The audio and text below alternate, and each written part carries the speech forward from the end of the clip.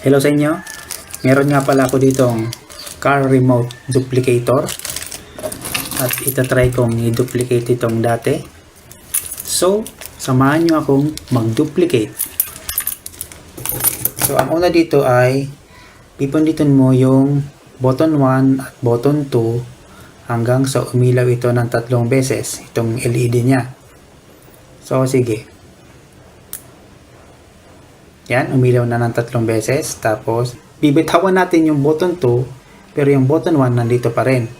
So, ganyan. Tapos, pipindutin natin siya, ang button 2, ng 3 beses. Hanggang sa umilaw naman ito. 2, 3. Yan. Memory cleared na siya. So, pwede natin siyang i-duplicate dito. Okay? Sige. Dapat magkalapit itong dalawa as much as possible, close to each other. So, kung ano ang pipindutin mo dito, yun rin ang pipindutin mo dito. So, try natin ang button 1.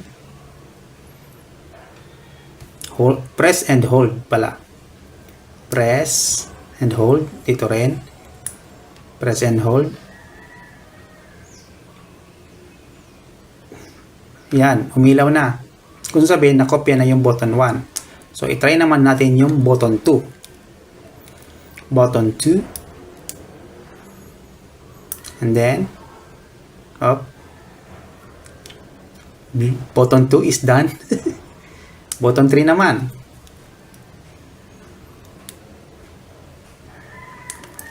Press and hold. Button 3. At, ayan na rin.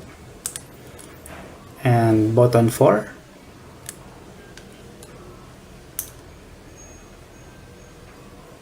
Ayan. Umilaw na rin. Kung sabihin, nakopya na natin itong 4 na button dito sa bago. So, na-duplicate na natin. Ayun lang. So, inabot ng gabi bago talaga ito mapakitang gumagana. Kanina kasi gumana ito kaso mas maganda na ngayon. So, try na natin kung gumagana talaga itong duplicate ng car remote. Basta. So, ayan. Try natin yung lock. Oops. Gumana. Yung unlock. Oops. Gumana. Gagana na rin yan. Kasi ito, gumana na. So, try naman natin sa labas.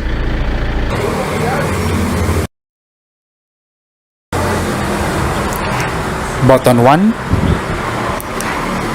button 2, button 3, and button 4. So ayan, yan ang sinasabing duplicating succeeded.